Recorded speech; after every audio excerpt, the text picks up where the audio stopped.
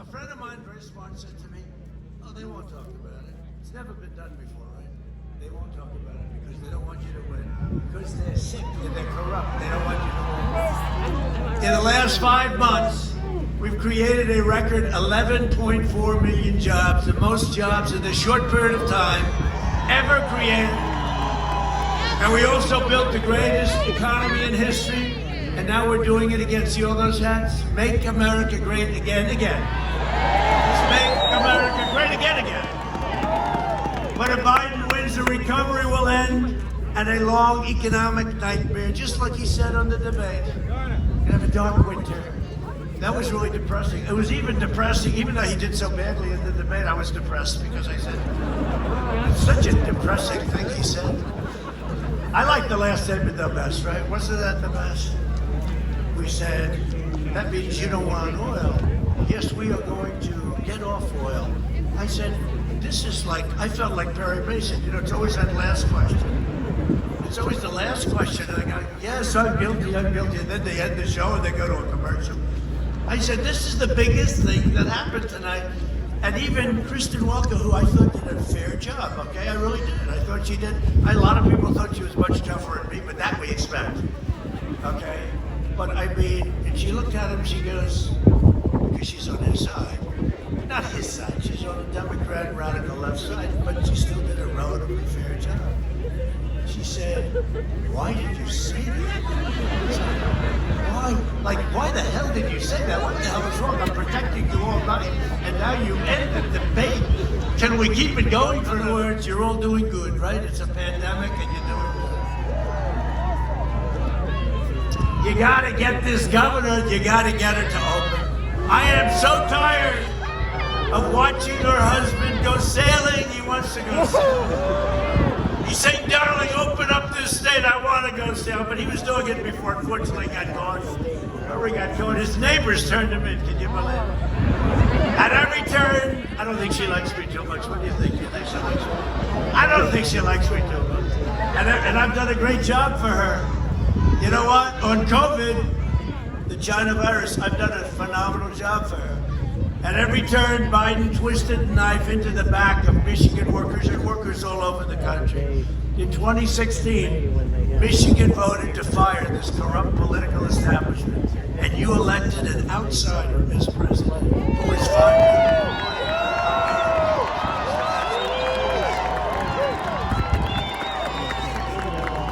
And if I don't sound like a typical Washington politician, it's because I'm not a politician.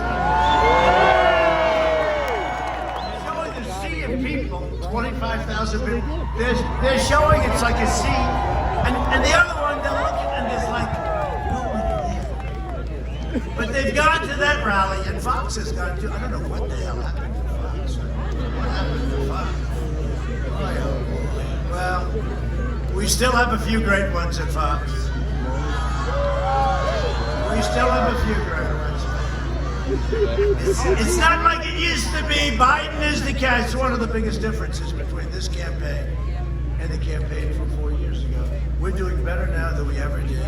There's more enthusiasm. The crowds are much bigger. There's more enthusiasm. But Fox is the big difference. Somewhere along the line, we lost Fox, and that's okay.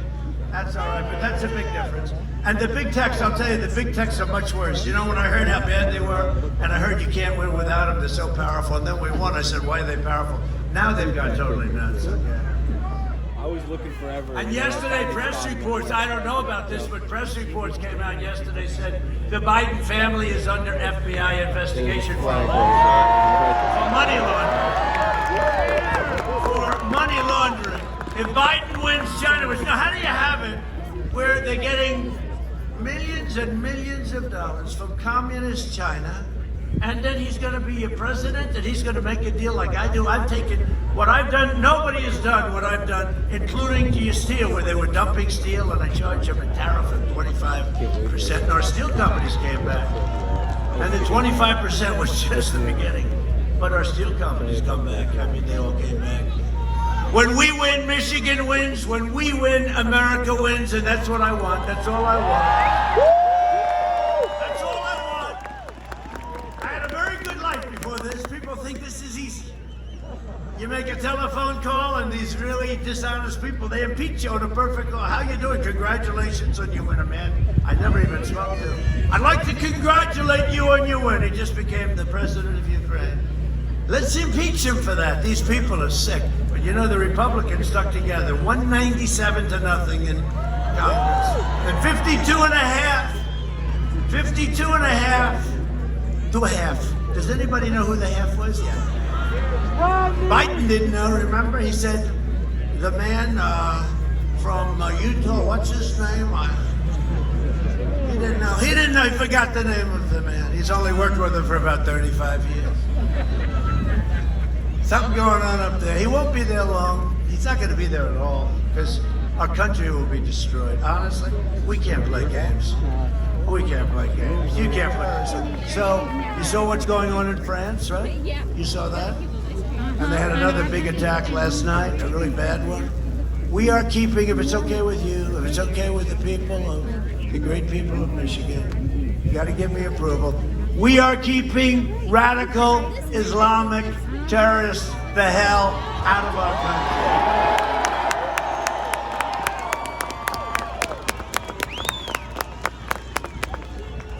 I remember I was in the campaign and I'm running against this guy named Ben Carson. And he was tough. He was tough. No, he was tough. And he made a statement somewhat similar to that. And everybody said, oh, he's going to have to leave the campaign. I said, no, he's not. His poll numbers just went way up. I'll bet. Next day, what did they go up at? Like 7, 8, 9 points. I said, see? Then I had to start really worrying about this guy. He went up. Everyone said you had to leave, right, Candy? He has to leave the campaign. I said, no, it's actually going to be good for him. We don't want to be used. We don't want to be taken advantage of. And I got past a ban. It's a ban on people coming in from certain countries that are horrible countries where they hate us and the people hate us, right? You know, and one of the reasons we're going to go, I'm going there later, we have a governor and an attorney general. We have 25,000 people want to go in Minnesota, right? One of the reasons we're going to win, and they want us to have 250 people. That's a slight difference. We have 25,000 people, but they have a rule: you can't have more than 250 people for a political event. So they're scamming us. So, you know what? That maybe will give us the final victory. We haven't won Minnesota since 1972. Okay, that's a long time, which would tell you the odds. You know, that's not good odds. But we're very popular because I helped with that disaster in Minneapolis. Like we got the guys in there, and they wanted to take about 25 minutes. It was over. They should have called a long time before. They went through 2 weeks of hell, and that's what we do. The federal government is always prepared to come in. If you had problems, the federal government is always prepared to come in. We will extinguish those problems very, very quickly. But when you look, and we'll always come in, and some people say it's not politically correct to say that. Yeah, it's politically correct. I thought it was a beautiful sight. They lined up. This is after a week and a half of terror. Remember, you had that idiot anchor from CNN saying, this has been a friendly protest. And over his shoulder, it looked like Berlin in its worst day during the war. The worst day they ever had. But no, they told us we could only have 250 people, so they thought I'd cancel. Oh, this is really great. Trump will cancel. No, I'm going to go, and I'll have 250. That's like the first row.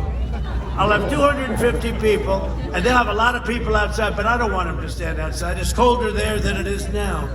But it's very cold and very horrible because the President of the United States is going to Minnesota to talk to people, and they're suppressing it. And they think that's good, but I don't. That shows weak leadership by the governor and very unfair leadership by the Attorney General. One thing I'll say about that Attorney General, I have to say this.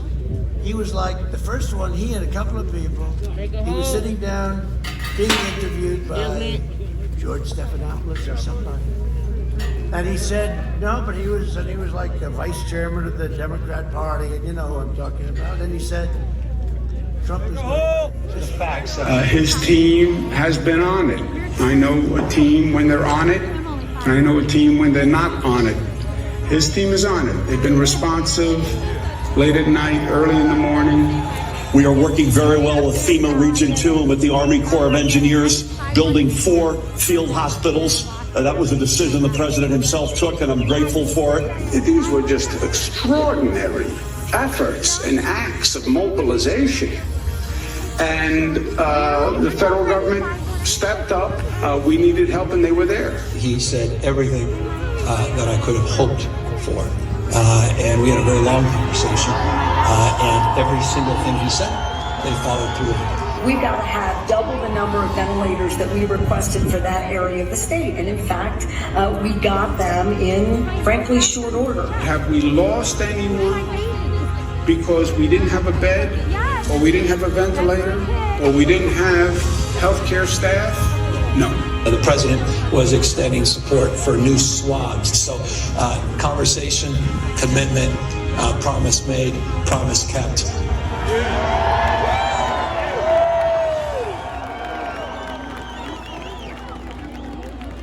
My problem is I voted for NAFTA. I'm supporting NAFTA because I think it is a positive thing to do.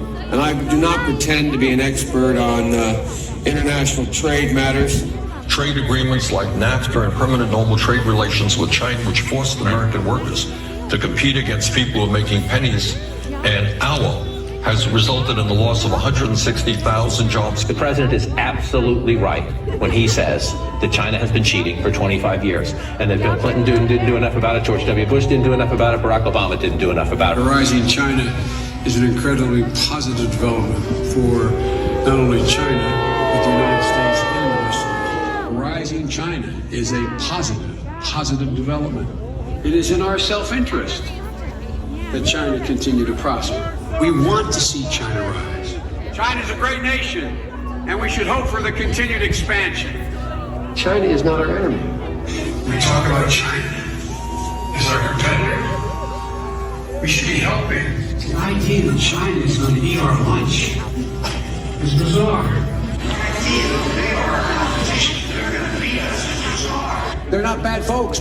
China's not a problem. Allowing China into the World Trade Organization, which he supported, extending most favored nation status to China, which he supported, those steps allowed China to take advantage of the United States by using our own open trade deals against us. No. Do you think in retrospect that you were naive about China? No. But doesn't he deserve some credit for that? It's better. The USMCA is better than NAFTA. It is better than NAFTA. Now, to be fair, maybe Biden's not telling us because he's forgotten his own plans. Watch Biden's staff quickly swoop in to shuffle him along during a quickie escape the basement trip to Pennsylvania. Here's the deal. One of the things that is important is that keep in mind, although they're going to vote on Barrett, That was terrifying. what kind of country we're going to be? 4 more years of George, we're going to find ourselves in a position where if Trump gets elected, we're going to be in a different world.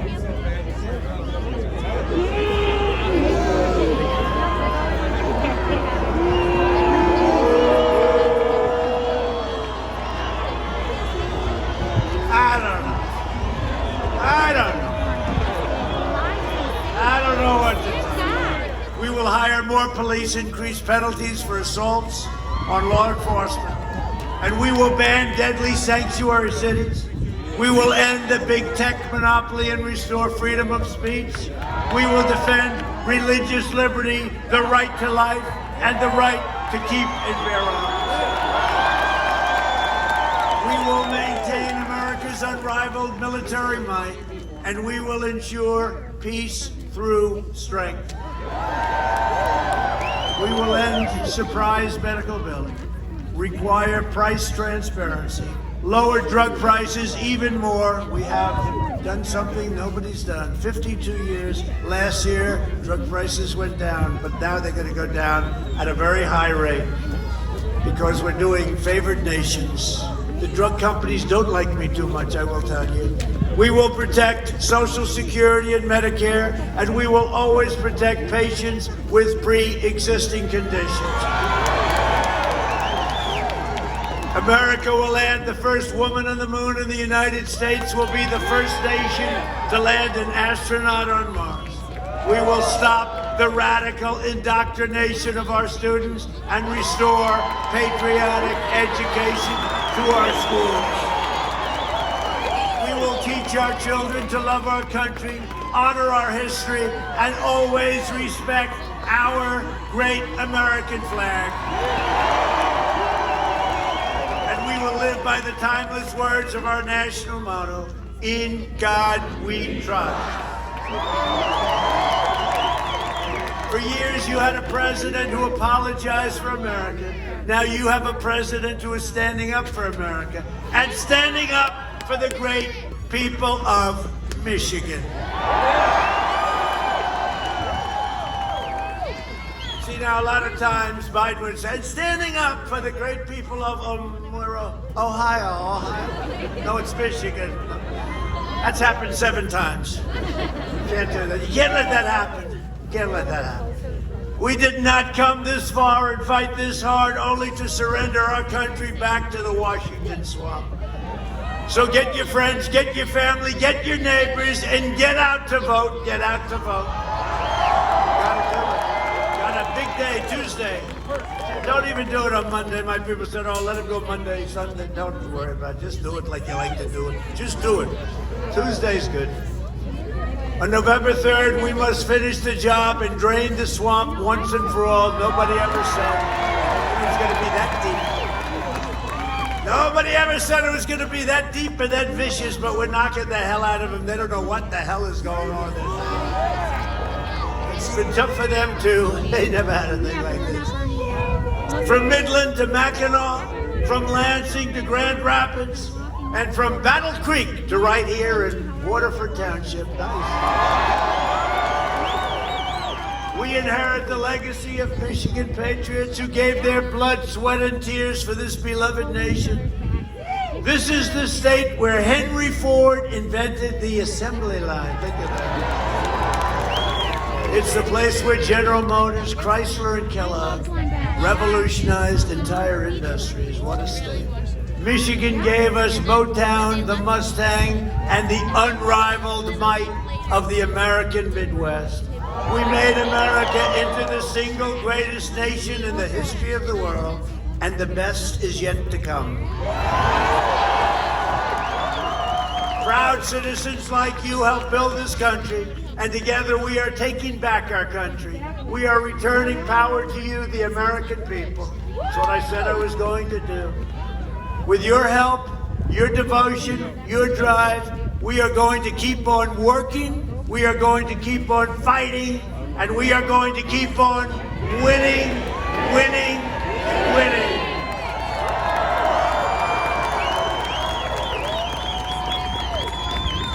We are one movement, one people, one family, and one glorious nation under God, and together with the incredible people of Michigan, we have made America powerful again. We have made America wealthy again. We have made America strong again. We have made America proud again. We have made America safe again. And we will make America great